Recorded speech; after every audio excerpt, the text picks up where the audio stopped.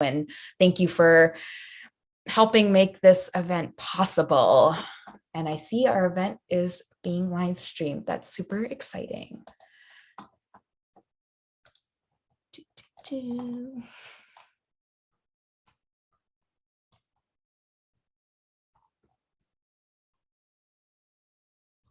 And as folks are typing in their intros, I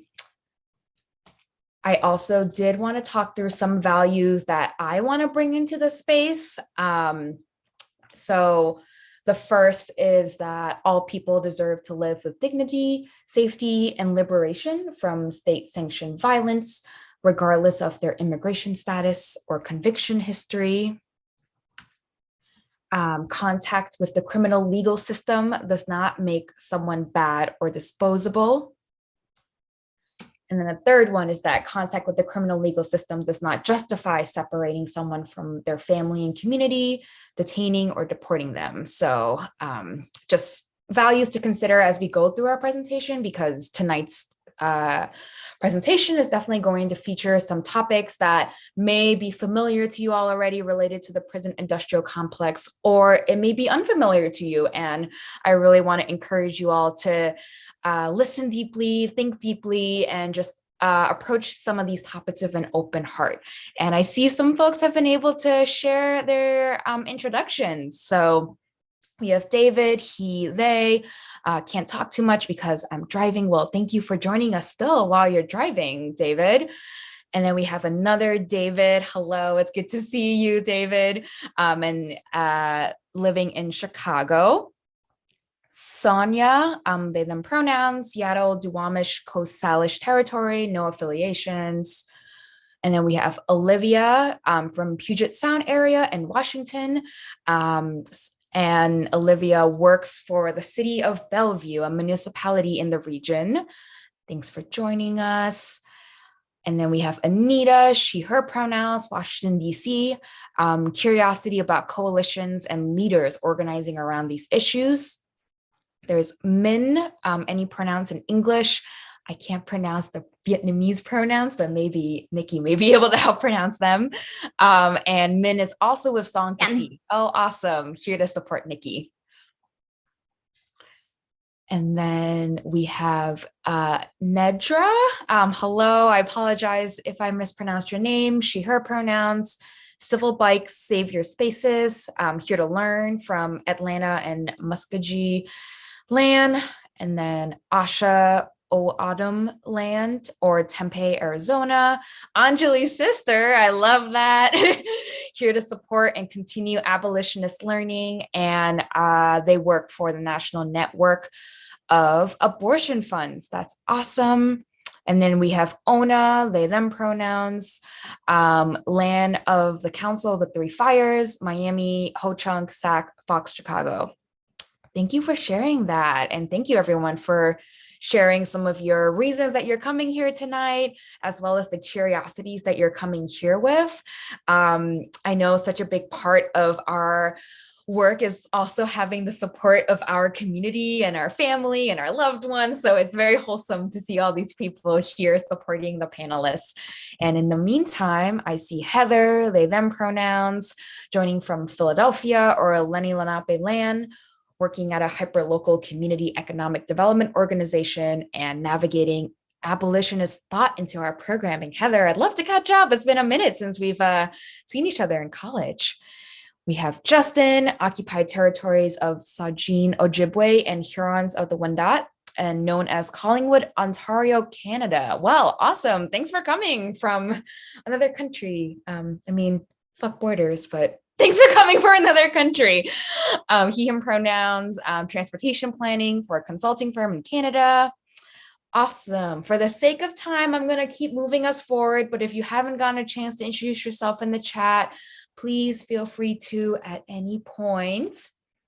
I want to first start out with maybe a little bit of a provocative question tonight. Thank you, Nikki, for putting together this slide about who does Asia include? Asia is a humongous continent, as you can see by this map we have here. And a lot of times, though, Asian gets conflated with East Asia and a very specific part of Asia. So I think we just want to pose this rhetorical question to you all tonight, just to think about, when you hear the word Asian, who you think about, and how do we continue to challenge our assumptions and ensure that when we're talking about Asian, we're actually talking about this whole continent of Asia and of people who have a long legacy in the West. We won't just be talking about the United States tonight, but we will be focusing a fair amount on the United States today. And I know a lot of you today coming are urban planners. My bachelor's degree is actually in urban studies. I went to school with Heather. And I have this picture up here because many of you may probably know this, but prisons are often located in rural areas. So I just pulled this off of Google Images. And a lot of rural areas thrive and depend on the prison economy and the jobs that are created by prisons and the prison industrial complex. So I thought it would be remiss for me not to include a little bit of that kind of like spatial awareness for all of the urban planners, land planners in the room. And I put a quote here that I'm just going to read. It's from an article called "Rural Towns Deserve More Than Just Prison Jobs" by Robert Alvarez. And Robert says, "I get why towns like Susanville cry foul when prisons close and take livelihoods with them. It's scary. Schools lose funding, the local government loses tax revenue, but prisons are a hellscape. And if you're honest about it, you know that's the truth. Prisons are hazardous for both correctional officers and the incarcerated population. They don't deter future crime, and they come with an absurd price tag, especially considering they are terribly ineffective."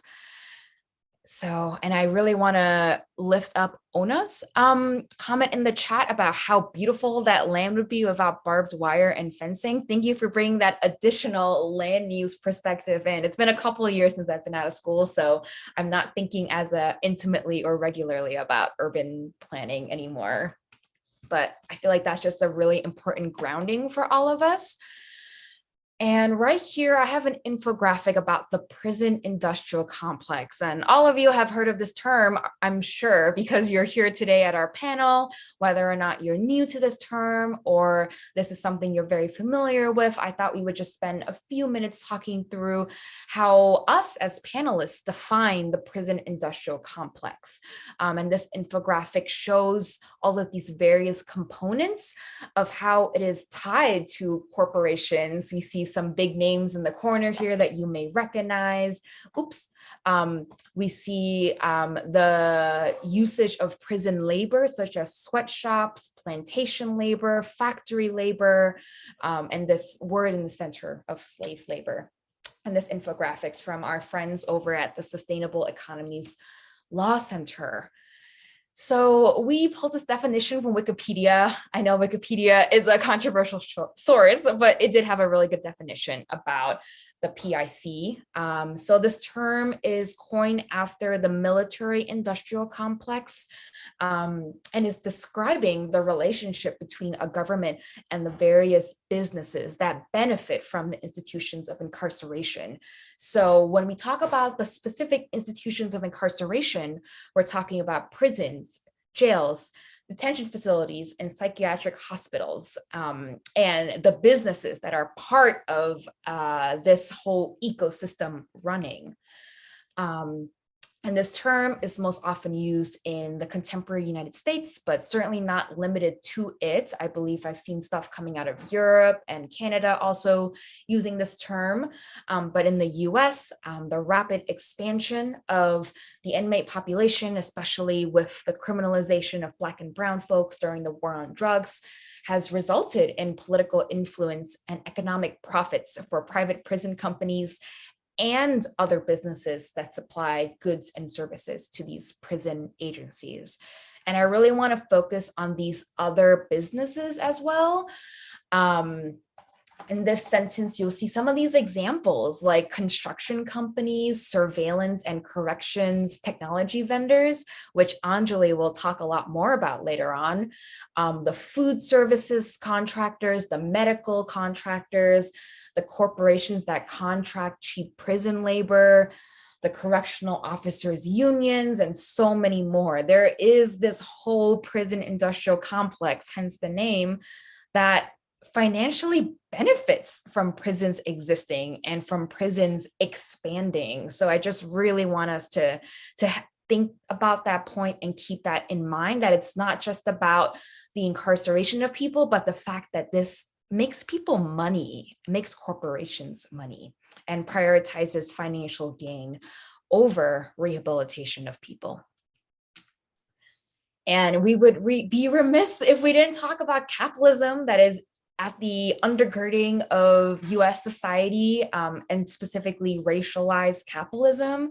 And I think Nikki was the one who pulled this great quote here from the IMF of the essential feature of capitalism is the motive to make a profit. So if we think back to those definitions of the prison industrial complex, part of the reason, or the part of the reason, and a really big part of the reason why this complex exists and why it's been blown up to this scale is because there is an ability to make a profit and is a tie to the capitalistic system that we have.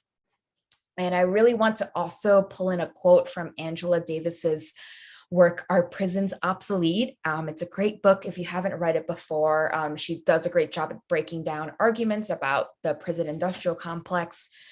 And she says, a more cogent way to define the relationship between the military industrial complex and the prison industrial complex would be to call it symbiotic. These two complexes mutually support and promote each other, and in fact, often share technologies. So I also want us, as we're thinking through this topic, to think about the military industrial complex and the prison industrial complex as intimately intertwined. And Nikki will be the one to actually give an example of how intertwined they were in the context of wars in Southeast Asia. But I appreciate Angela Davis's quote and really bringing this at the beginning of our presentation today. Here is just a little infographic. I won't go deep into it, but it just kind of shows the biggest defense contractors in 2015. So as we think about the military industrial complex, we see companies like Lockheed Martin bringing in $29.4 billion in 2015. And then all of these other companies too, bringing in billions in dollars from the contracts they have with the US Department of Defense. So again, thinking back to capitalism and how these systems of harm are profitable, and that's why they exist. And we also want to bring in this concept of neoliberalism, which is the privatization and financialization and militarization of social services. Those are long words as I'm saying them out loud. And for me, the way that I think about neoliberalism is around how social services like rehabilitation or child protective services, these have become a way for companies to gain money and have become privatized. So that is also part of this larger picture of what we're talking about tonight. And I really want to talk about how anti-Black racism, anti-Asian racism, and US imperialism are all connected, and how capitalism renders humans to be disposable, treats people as laborers to be used as profit, and their criminalization is profitable for the prison industrial complex. And this is a quote that I've heard Nikki really beautifully explained in many past presentations, how this is a quote from William Westmoreland, a US Army general in Vietnam. And he says, the Oriental doesn't put the same high price on life as does the Westerner.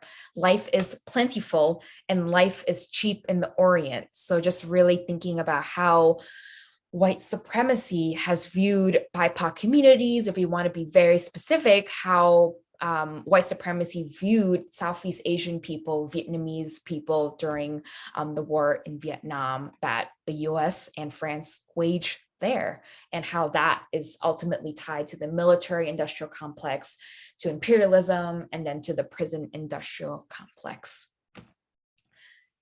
I also want to uplift some of our partners over at the Asian Prisoner Support Committee. They couldn't be with us here tonight, but they have a really amazing data report on incarcerated and formerly incarcerated API individuals. And if you're not familiar with that term, that stands for Asian American Pacific Islanders.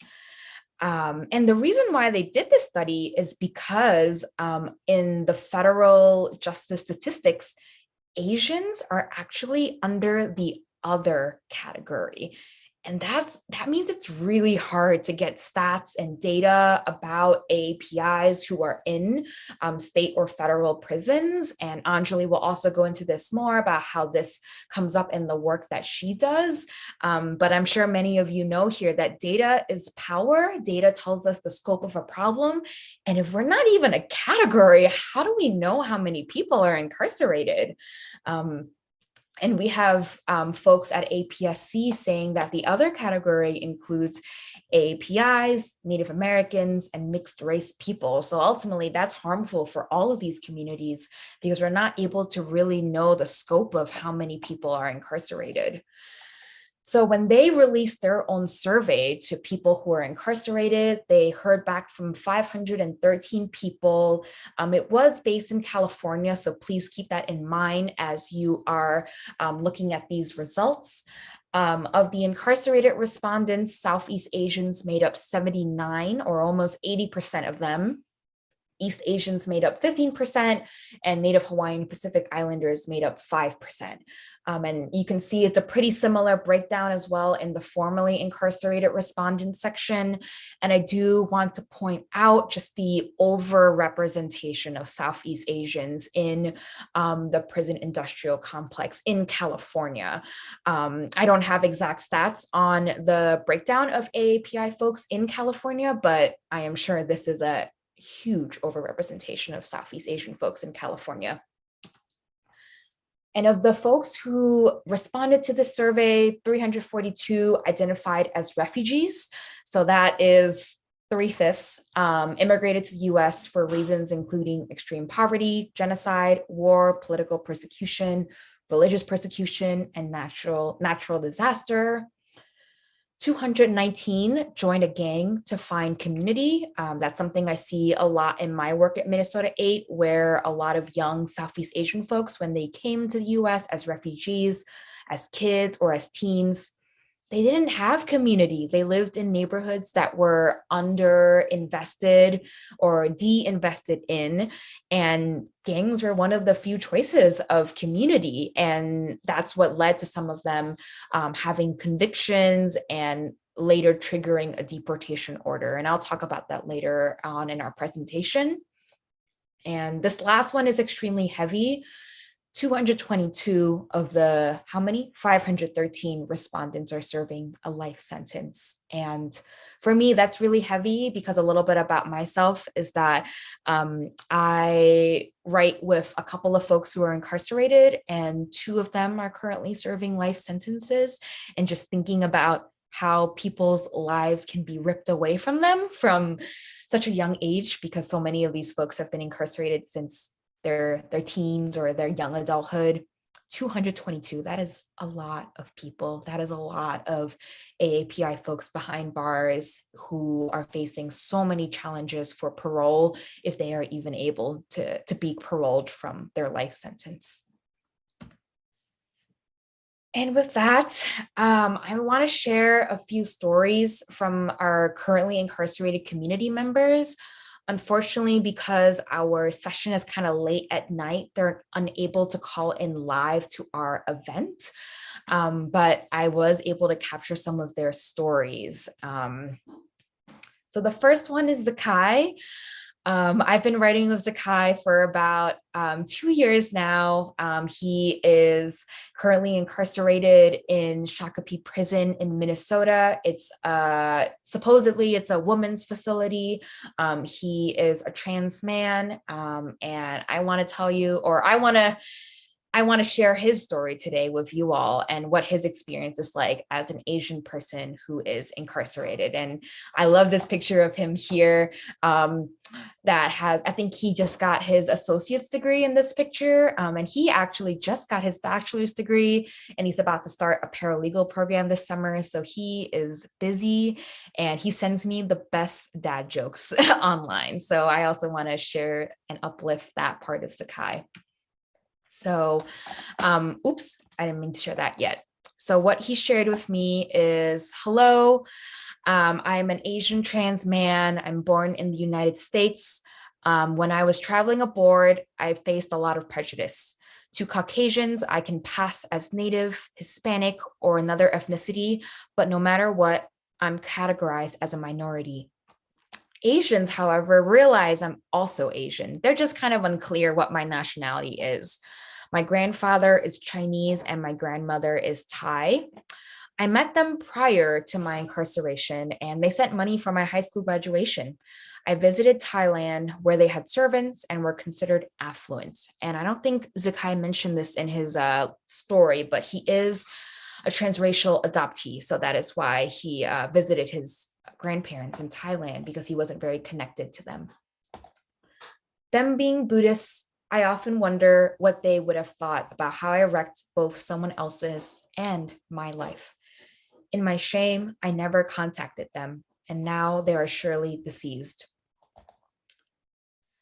I was a pregnant 19-year-old when I shot my fiance who intended to abandon us. I have spent 35 years in prison wishing I could take back that moment. Currently, I hold a Bachelor's of Arts in Communications with dual minors in Business Management and Sociology. I would like to help LGBTQ youth, but have a front row seat to atrocities of the justice system. There are no interpreters for anyone that doesn't happen to understand English. And this part I was able to record with him. So you're actually going to hear his voice.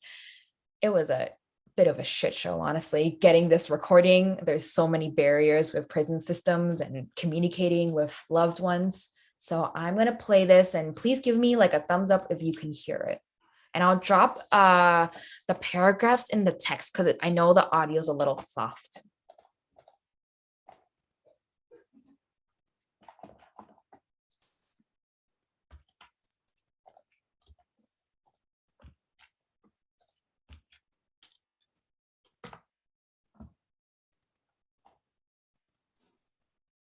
I don't think we have audio there. Oh no. I think you got to do like share audio. I muted myself. There's no audio. That's not good. Let me try to unshare and reshare. That's weird because it definitely worked earlier. All the joys of technology, y'all. Okay. Share sound. Let me try this. Okay. Share sound. Oh, that's not it. Sorry. One more time.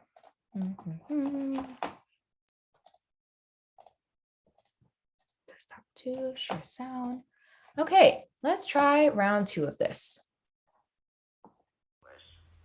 Asians are thought of as the model minority, more inclined to be industrious and less likely to end up in the criminal justice system. However, there's been a heightened hatred toward Asians since COVID. Asians, like those of Arab nations, suffer indiscriminately since people can't distinguish one nationality from another. Furthermore, most Asians are small-framed and easy targets. A problem with Asians is they carry so much shame and never want to talk about their mistakes. And what they fail to recognize is that they have rights alongside consequences and punishments, despite the suffering they've already put themselves through. There's a Chinese woman in her 60s, and no one can pronounce her name, so she's called by her last name. But we'll address her as Anne. Anna superficially comes across as a stereotypical, friendly, happy, and severe Asian woman. She was arrested for working in a massage parlor, but of course she was charged with prostitution. Anna and two other Chinese women ultimately were charged as mastermind madams. She is facing deportation, and that's if she survives her 10-year sentence. Sentences are lengthy for anyone who believes in the justice system and takes their case to trial. Additionally, trial devours all previous economic and future funds. Anne spoke to me in tears about her son quitting college to help pay her defense funds. Due to Anne's age, learning English is not easy, and due to her embarrassment, she doesn't speak much. There are acronyms for almost every institutional rule here. Furthermore, there's never been a Chinese translator in the facility. I notice when people speak to Anne, they act like she's dumb, and they speak louder to her. She can actually speak an extra language that they can't. I don't believe Anne gets much mail because she doesn't write in English, and is too ashamed to write home. Anne doesn't want any trouble. She tells me that over and over, even if I'm just trying to help direct her. Lynn, again an alias, is Cambodian with mental health issues, and I do not know what brings her to prison. Lynn has problems with roommates because she pulls her own hair out, she does not clean up her menstrual cycle blood, and she walks around visibly unkempt. And it is noticeable that she owes nothing but what the state issued. It is an extremely small Asian community, perhaps about 10 out of 400. It is mainly Hmong, then Chinese, and others like Vietnamese. My Chinese acquaintance allowed Lynn to use a radio and hoped it would soothe Lynn's mind, but eventually both got in trouble for sharing property. On Thanksgiving Day, a correctional officer told a couple Chinese women he didn't understand why they don't learn English since they're here. I turned the community TV station to watch the dog show, and he asked that I had ever eaten dog. Ignorance is pervasive, ubiquitous, and often cruel. The difference between the discrimination that Asians generally face versus those in prison is the level of justification heaped upon the latter. Thank you for listening. Yeah, thank you everyone for listening to Zakai's story. And some of the pieces I want to pull out of here are, first of all, the day-to-day aggressions and things that folks face while they are separated from their families and loved ones. I also want to pull out the stories of Anne and Lynn and how our society criminalizes women, specifically Asian women, for their work in massage parlors. And again, how our society criminalizes people with mental health issues and conditions, and how prison does not do any sort of rehabilitation whatsoever for anyone who has mental health issues. And I appreciate Zakai being open to sharing like what he has experienced himself, as well as what he has heard from others and what he has seen as another Asian person. And he also connected me with someone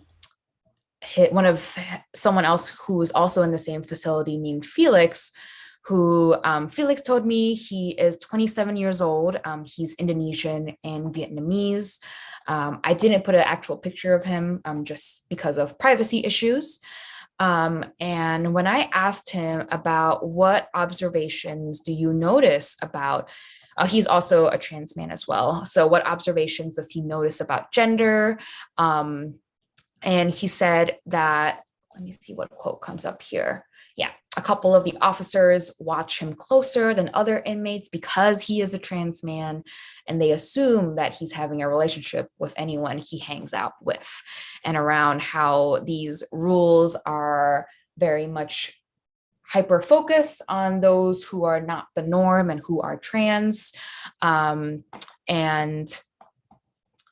He did share also how, I'm going to read this quote out loud. It's basically like an adult daycare with how the officers treat us and the rules they enforce. For example, we have an institutional channel where they play movies, but we can't watch anything above PG-13. There's a rule about not feeding squirrels, or you can get a sanction, which is a loss of privilege that varies from a written warning up to 9 days, where you can only get a break each day and are locked in your room the rest of the time. There's other rules like no loitering, which they enforce even if you stop and talk in your own hallway for a minute. Yet the same officers who enforce these rules can't even handle stopping a physical fight. It's mind-blowing that they hark down on such trivial issues versus real safety issues. And from that, I just really want to highlight the social control that happens in prisons and how everything you do is being watched. You cannot do anything at all without being seen by the guards, being controlled by the guards. Your routine is controlled by what the guards say, and just how demoralizing and how dehumanizing that sort of treatment is to people. And another quote that I did want to highlight was, I did ask Felix, like, what is your experience like as an Asian trans man? And he said his experience with the other inmates has actually been pretty great in that he feels accepted and respected. And he did say for the most part, most of the staff do actually respect and acknowledge his pronouns and gender, aside from, unfortunately, one staff member who refuses to call him by his male pronouns and calls him Miss, his last name. And when a group of the unit is sent over on the radio, the guard will say, I'm sending 10 ladies back, where the other staff will say, just sending 10 back. So just a little bit of a window into the life of what it's like as incarcerated folks at Shakopee. And I see some comments in the chat about folks thinking or appreciating the stories. And we don't have too much time to go off of mute, but I do want to ask if folks do want to share any sort of like reactions you have to Zakai and Felix's stories. Please feel free to drop that in the chat, or any like notes of appreciation. I'll be sure to pass it on to them. We were trying to get a couple more folks, but unfortunately, these were just the two folks who felt confident enough about sharing before the deadline. And we really wanted to honor and uplift the stories of those who are currently incarcerated as part of our storytelling tonight. So please feel free to add anything you'd like to in chat, or I'm going to drop my email in the chat too. If there's anything you want me to like know afterwards, or anything you want to send to them, please feel free to just send it my way.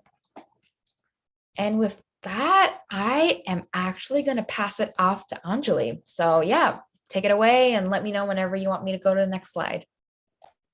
Thanks so much, Rebecca.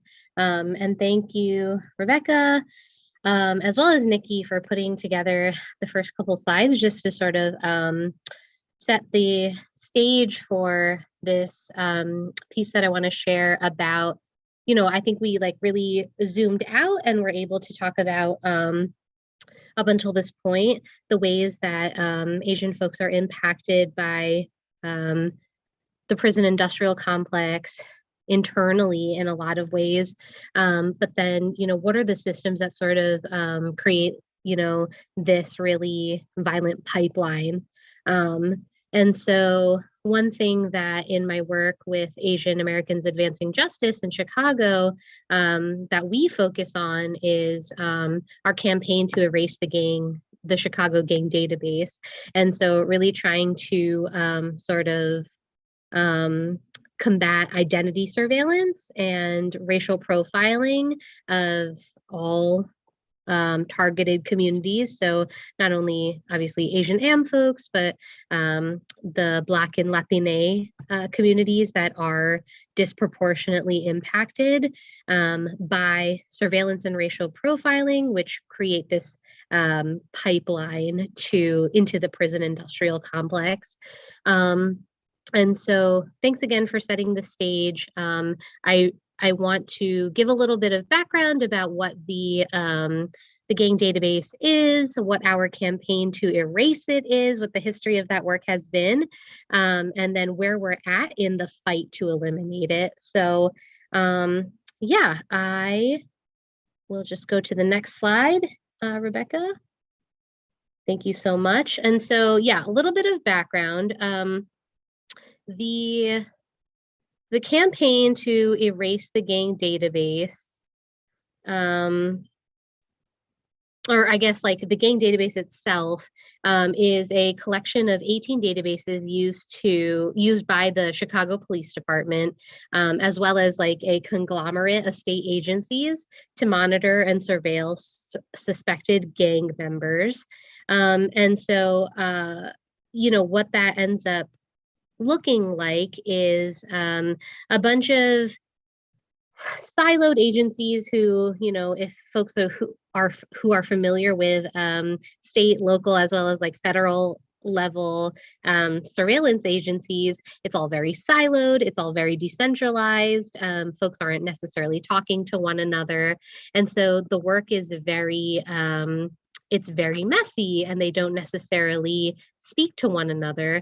And what that has resulted in is this very sort of like ramshackle, pieced together database that is inconsistent, unreliable, decentralized, and like ultimately, unfortunately, like many of our white supremacist systems in this country, rooted in anti-Blackness. And so just like systems that are working together to perpetuate the continued racial disparities that we have come to know in this country, which many of us are implicated in, unfortunately. And so next slide. And so what that looks like, sort of in practice, the actual input and output of the gang database is that it's unfortunately kind of far-reaching and affects a lot of facets of many Chicagoans' lives. So, the point of this particular slide is just to make it super clear that the database is wildly inaccurate and people are wrongfully added. And, inclusion in the database has real life consequences and really negatively impacts people's lives and their future. So being in the gang database can inadvertently impact a person's employment, housing, access to bail, bond, parole, sentencing decisions. It can lead to false arrests, deportation, and other, devastating consequences. And so next slide. I just wanted to share an individual testimony from an anonymous source, an Asian American community member who stepped forward to give testimony about the way that the gang database actually impacted his life. And so I'm just going to read it verbatim for y'all, and just to give you a sense of the way that like this operates in practice. So yeah, this was in summer of 2019. I had went to a friend's house in Humboldt Park for a cookout, but didn't exactly know everybody there. So I was there for a little while, and all of a sudden there was a fight out in the backyard between two guys. I think they were drunk and one of them pulled a gun. Everyone backed up, and then this one guy was able to calm things down and get his friend to put the gun away, and then he and his friends left. But I guess later on, somebody called police because they showed up at the house and was questioning us about the guy with the gun. From that point, the CPD, Chicago Police Department, has my name, address, all of that. So then I was in a car accident last year where the cops were called. And a week later, they called me and questioned me about that party. They said, "We have your name in our system as gang affiliated. Can you give us any information about this and that person?" And I'm like, what the F? I'm not in a gang. And the cop said, "We're keeping an eye on you and all of your friends. Just let us know when you're ready to talk." I was worried this would negatively affect my family, job prospects, etc. With the pandemic, I haven't been going anywhere, just working and keeping my head down and focusing on my family. I think the gang database is a big problem that is affecting innocent people. So yeah, just to demonstrate again, the ways that the database has like negatively impacted folks from multiple communities. And in response to that, in 2017, a group of coalition members, at the time, obviously, we were independent organizations who were concerned about police surveillance, police brutality, racial profiling and identity surveillance across Chicago's neighborhoods, recognize the need to really target the gang database as, you know, a bad practice. So 2017, the coalition was formed. Organizations like Black Youth Project 100, Asian Americans Advancing Justice, Organized Communities Against Deportation, and Good Kids Mad City, which is a youth-led South Side organization in Chicago, came together and have just been doing a lot of work in the last 5 years to get to where we are. And so in the intervening years, we have worked to file lawsuits against the city of Chicago to eliminate the database. We have worked with city council to create ordinances that would eliminate the or decrease the power of the database. We were able in February 2019 to pass an ordinance alongside the Office of the Investigative General to severely decrease the reach of the gang database. And so while the database still exists, it's not able to be used as widely as it is when investigating, you know, suspected gang affiliated crimes. And so we're not like fully to the finish line yet with eliminating the use of the gang database. We have filed a class action lawsuit in September 2020. During that time, because we were able again to like severely curtail the previous database's work, they created a new database to sort of create a loophole. Chicago Police Department is very famous for creating loopholes whenever their power is curtailed.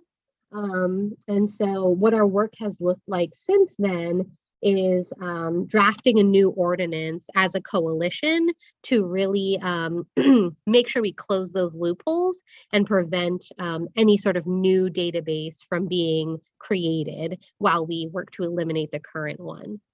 Next slide. And so what that work looks like is really making sure that whatever we propose to City Council is focused on eradication and reparations. And so in this new proposal, we want to make sure that Chicago Police Department is prohibited from creating any new gang database. It cannot share its data, and that they offer a formal acknowledgement of the database's fallacies, and provide compensation to those who have been wrongfully incarcerated as a result of the gang database. Next slide. The ordinance would also include the creation of a peace book, as well as the employment of peacekeepers. And so what that would look like is a regularly published book for services and diversion programs. Chicago, you know, doesn't get a lot of publicity for all of the really incredible, beautiful, ongoing community direct action intervention services that have been provided at the neighborhood level for the past more than a decade, for decades and decades, right? So as long as there has been a misconception that Chicago is violent, there has also been community members who are doing the work to create peace. And so we want to uplift those folks and give them the resources they need and the capacity they need to do the work of peacekeeping and creating peace in the neighborhoods. And so, yeah, that's part of the ordinance. And I think next slide. Yeah, lastly, we, one of the most important parts of the ordinance is developing a comprehensive plan for rehabilitation and reparations and proposing remedies to gun violence. And so these include, but are not limited to, all of the,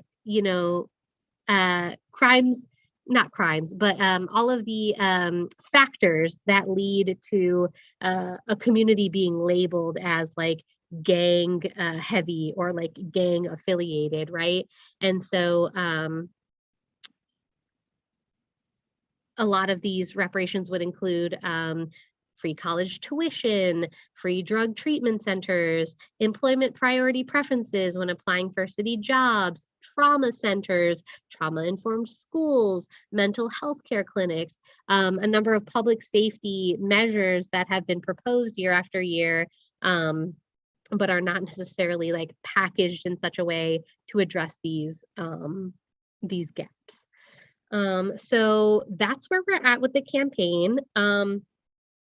I mean, obviously, we are constantly looking for support, outreach, folks to do work in helping us spread the word to community members about speaking to older people and city council members.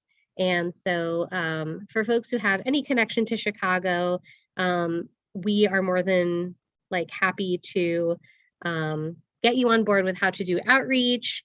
I will drop my email in the chat, but this is just sort of where we're at with the work. And yeah, I wanted to kind of end on like a positive note of like, while we're facing a lot of these adversities and these barriers and difficulties, there's a lot of really incredible work happening, ongoing work that we would love to expand, right? So yeah, with that, I will pass it. I think I'll pass it back to Rebecca. I'll pass it to Nikki after. Thanks, Anjali. Thanks, Rebecca. Hi, everyone. I'm going to go into it right away because we don't have a lot of time and I did prepare quite a few slides. So I'm just going to go straight into the extended school to prison pipeline for Southeast Asians. Next slide, please, Rebecca. So first, I want to zoom out all the way out and invite you to look at the map of the continent of Asia, as Rebecca had shared earlier.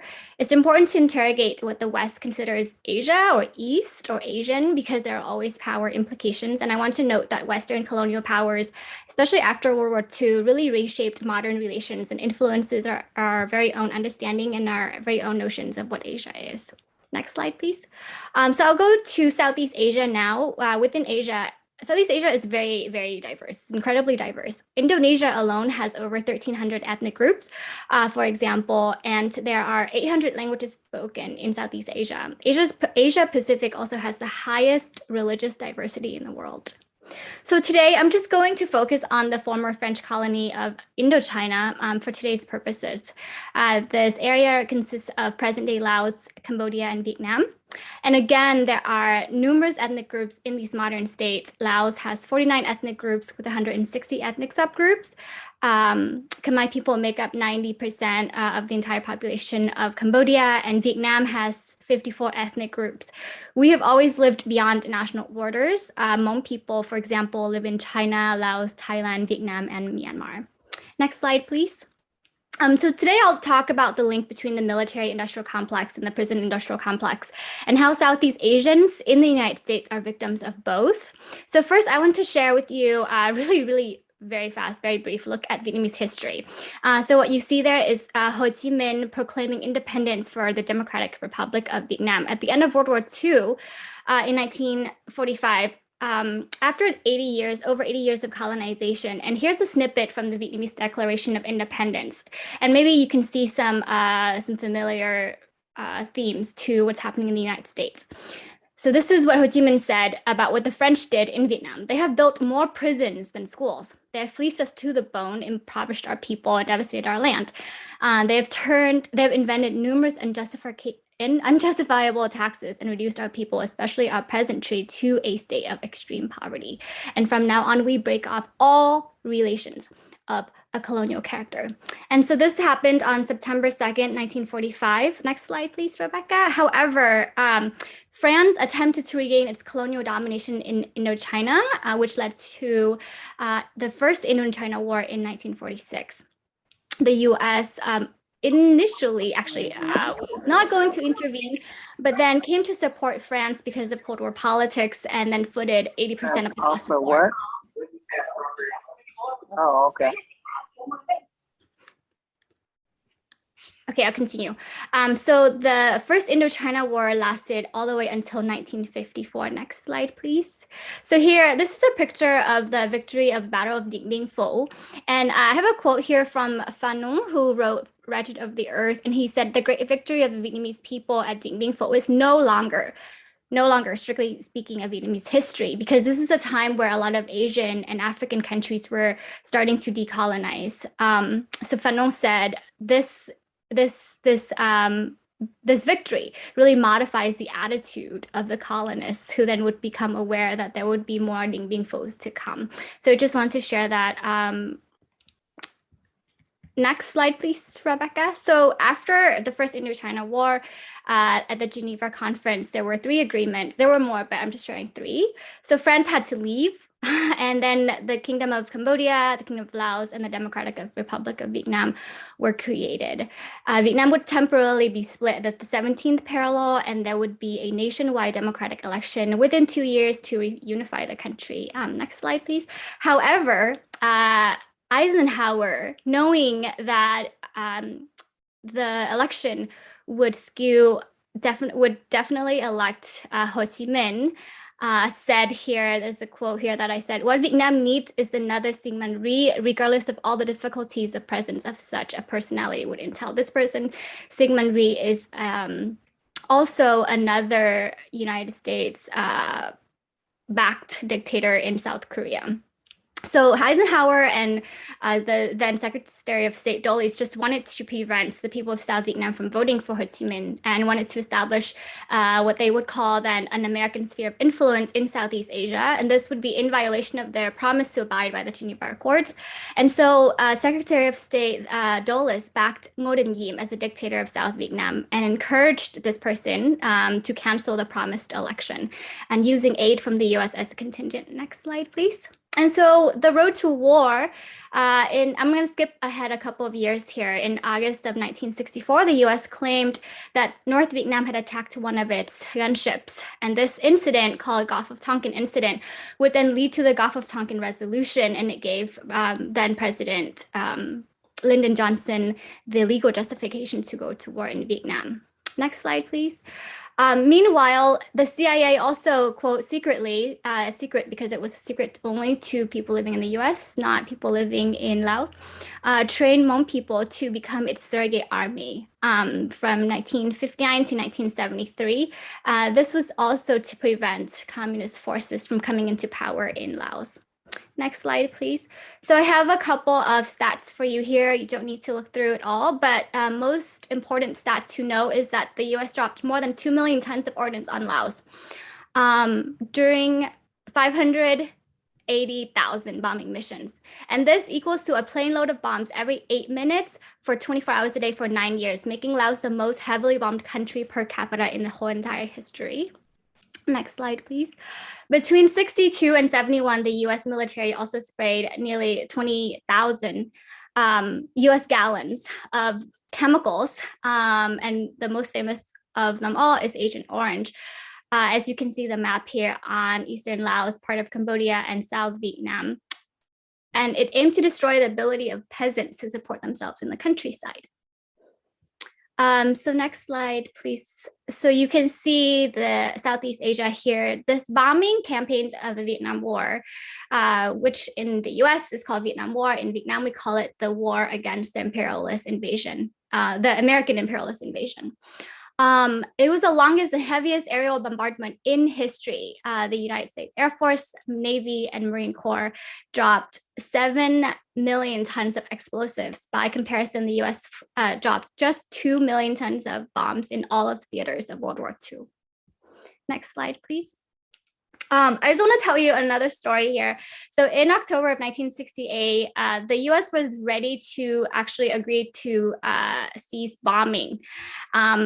However, and this has been declassified in 2013, so about 50 years later, we know the truth of what happened, is fearing that his opponent would become elected, the Nixon campaign sabotaged the peace process, and that sabotage was successful because Nixon won the 1968 election. So Nixon, wanting to win the election, delayed the peace process in Vietnam and told the South Vietnamese puppet government to not negotiate.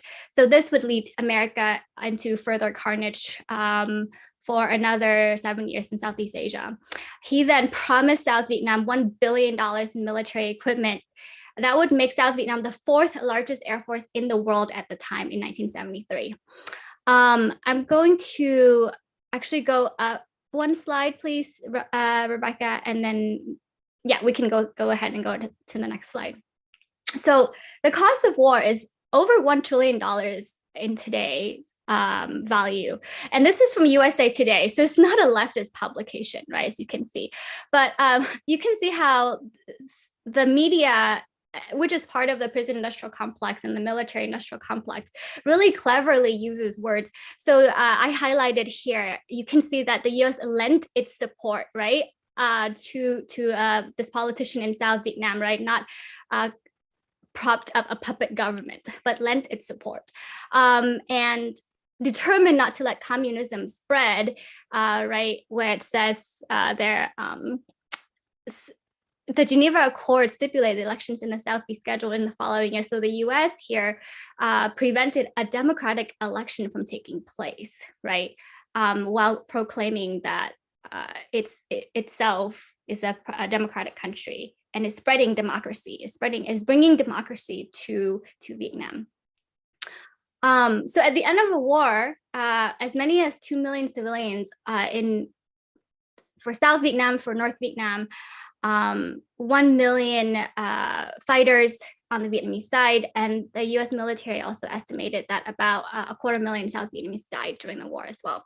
So the question that we should ask is, if we're talking about the military industrial complex, is who benefits from all this? Next slide, please, Rebecca. I'm just going to go really fast, so I apologize if someone's talking in the chat. I'm not really able to look at the chat right now, so just speak really fast because we have to end in 10 minutes. But want to let you know about one of the war profiteers.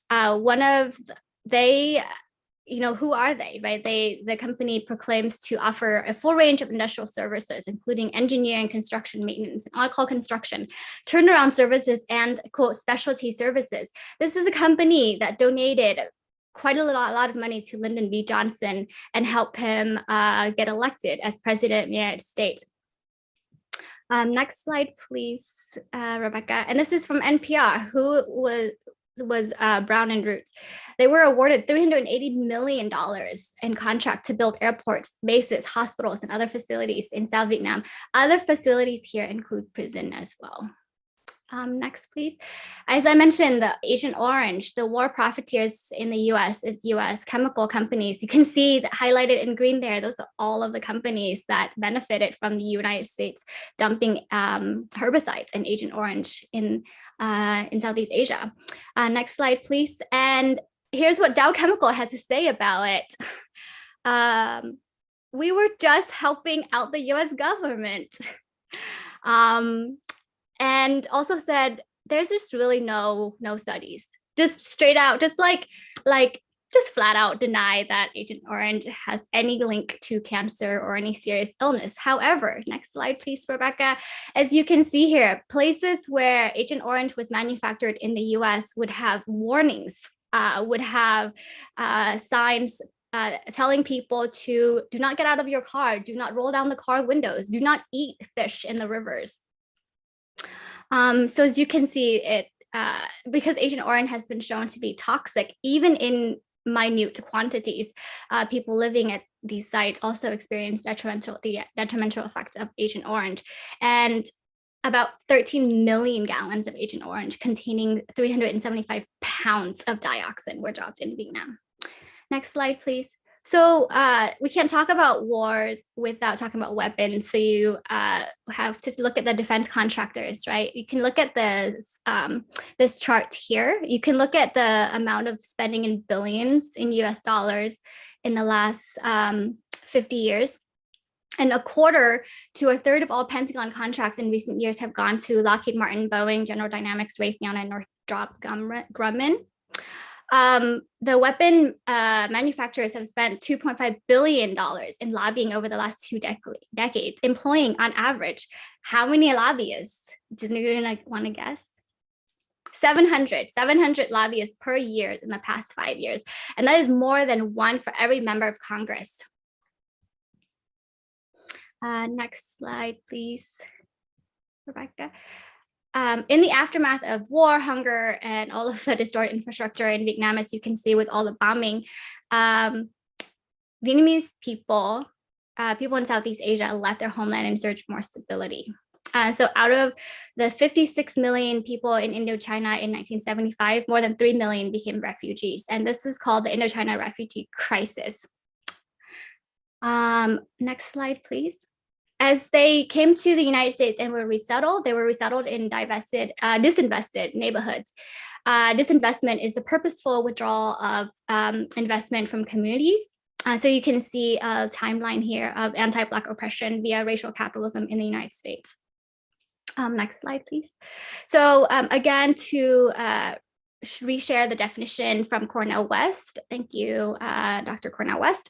Neoliberalism is the privatization, financialization, and militarization of social services. And what does that mean for schools is privatization includes the creation of private schools and charter schools, leaving public schools disinvested. Financialization includes the creation of marketplace for education services, leaving schools to figure out ways to fund themselves, turning education simply into another commodity to buy and sell on the market. And the militarization of school is over-policing on campus, as you have already seen and heard. So all of this benefits the private sector. Next slide, please. So I won't go into all of the stats here, but you can see some of these stats. And as Rebecca mentioned, as Anjali mentioned, how the systems are anti-Black, are gendered and racialized. So in these disinvested neighborhoods, poor Southeast Asians also encounter the school to prison pipeline, especially if they have disabilities with trauma, etc. And they're funneled out of public schools and into the criminal legal systems. Many of these children also obviously have history of abuse, neglect, poverty, and instead of getting education or counseling, they are isolated, punished, and pushed out. Next slide, please. After serving their prison sentences, Southeast Asians then will be transferred to detention centers to be deported. On the right-hand side there, you can see Northwest Detention Center in the Pacific Northwest. And again, we will ask who benefits, who makes money. So today, over 4,000 corporations actually profit off of mass incarceration. So you can see Geo Group there that builds the Northwest Detention Center. Next slide, please. I'm going to just go straight through.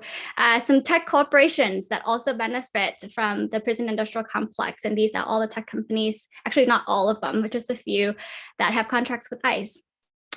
Next slide, please, Rebecca. As you can see, you can go to followthemoney.org and look up any company and see where who they have donated to. They spent a lot of money lobbying, and both the Republican Party and the Democrat Party benefit from racial capitalism. So you can see here the two largest private prison companies alone have spent $35 million on lobbying and campaign contributions since like the 90s. And that is why the number of prisoners in these detention centers and private facilities have jumped to 1,600, so 1,600% since 1990. And finally, so I just want to again reiterate this displacement pipeline for Southeast Asia and the United States, starting with war, sanctions, neoliberal policies, leading to displacement to the school and prison industrial complex, school to prison pipeline, DOC detention center, and then finally deportation. I'll just mention one last thing about sanctions. I didn't really say much about it, but in Southeast Asia in the post-colonial decades, the Southeast Asian countries were trying to reform and create laws to improve wages and worker conditions. But these policies turned out to be a threat to the global North investors because during the colonial years, they enjoyed access to cheap labor and raw materials. So since that was being cut off, the World Bank and the IMF imposed then stringent rules and conditions on Southeast Asian countries to privatize public assets, to get rid of subsidies, and to cut spending on education and healthcare. And this is what keeps Southeast Asia artificially poor, and it creates the conditions for people to have to migrate. And so the US military industrial complex is tied to the prison industrial complex in this way. And then finally, I will leave you with the quote from Blake Simons, the host of Hella Black podcast, who says that America's economy runs off of the exploitation of captured Africans and the global imperial dominance, the weapons and the gear manufactured by captured Africans in the penitentiaries, I can't pronounce that word, is used to loot countries in the third world. And so for many of us who are yearning and struggling and fighting for a different world, it's important to note that the prison industrial complex is deeply tied to the military industrial complex. And so it's important that we know what we're up against if we're going to abolish US imperialism and all of these complexes. Thank you so much. I'm going to pass it over to Rebecca. Thank you so much, Nikki. I feel like you always do so much justice to like figuring out how do we make sure we're grounded in history, and to illustrate an example of the effect of imperialism, war on the arrest to deportation or school to deportation pipeline is the Release Minnesota 8 campaign. So in 2016, again, 8 Cambodian men were picked up by ICE. Many of them had convictions from decades ago. And I put in the chat, a conviction can trigger deportation proceedings, even for people with permanent residency status. I didn't know this until I started working at Minnesota 8. I thought if you were a permanent resident, you couldn't be deported. And many people think that. And the conviction can even be for something that's like a year long. That can trigger a deportation. So in response to the imminent deportation of these 8 Cambodian men, their loved ones and community members came together to fight for their freedom. There was a very intergenerational movement of like babies, elders, so many people who were present during that time, and so much love that went into fighting this system that was going to deport these 8 men. And I think this was a picture from one of the protests that was led by actually the children of the Minnesota 8. So they were, I believe, standing in front of the ICE office in St. Paul. And that was part of the many protests that were held between 2016 to 2017 to advocate for the release of the Minnesota 8. And ultimately, 3 of the 8 were released. This is Sam, this is Shorty, which is his nickname, and then this is Ched.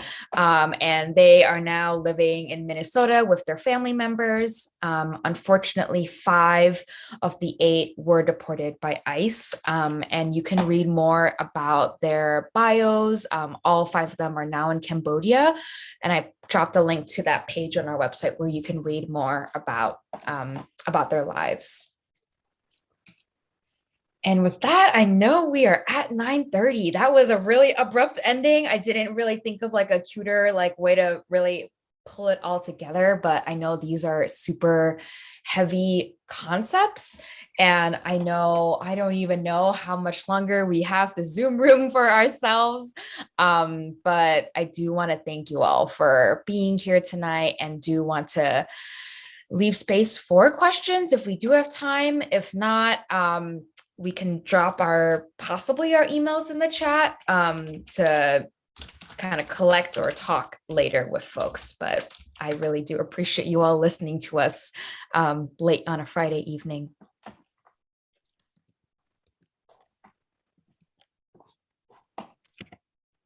Well, this is Dr. Thomas at Thrivance Group, and I just want to thank you for what has been a very informative presentation, but also keeping it all the way real. It kept me awake since we've been going since pretty early this morning, and I think it speaks to the value of what you all have offered. So thank you for this beautiful offering and for allowing us to document it because I think this is something that I want to revisit many, many times and verse myself in it. It's always a good reminder that our struggles are linked, our struggles are bound, and it's inspiring to see you all doing the work that you're doing because I know that your liberation will lead to my liberation. That said, we do have a keynote starting right now.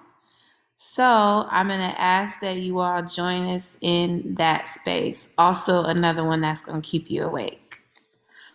All right. Thank you so much. Y'all. Thank you, everyone.